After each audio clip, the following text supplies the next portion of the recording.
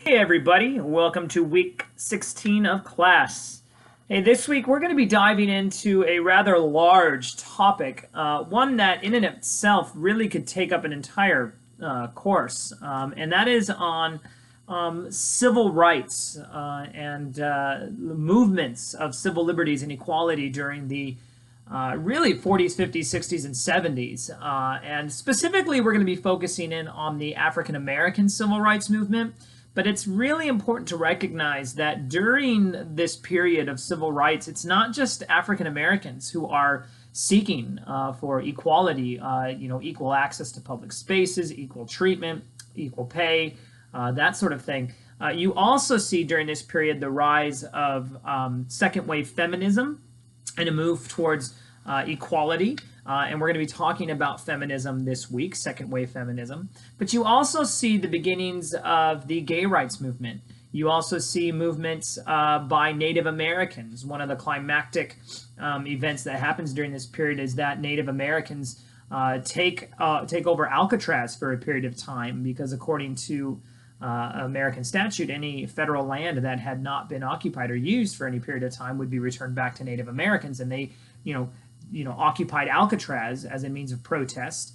And there's a lot that goes into that, but they wanted to turn the prison into a museum and a cultural center for Native Americans. So you see that. You also see the agricultural movement among Mexicans and Hispanic Americans, as well as Asian Americans as well, particularly third-generation Japanese Americans who wanted to try to get a sense of who they were in relation to the United States, particularly in the wake of the Japanese internment. Many of their parents did not speak about their experiences, and there was this sense of identity that Japanese Americans wanted to get back. So there's a lot of movements, and a lot of it comes from the African American experience in the civil rights movement. And so we're going to be looking at that.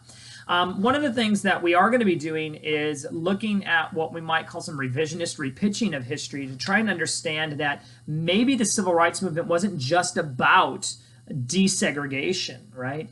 Although that was a significant facet of the movement, we're going to be looking at an argument by a lady by the name of Danielle McGuire, who wrote a book called At the Dark End of the Street, where she basically makes an argument that the civil rights movement was really about a fight for black women to have right over their bodies so that they would not be raped and misabused by white men.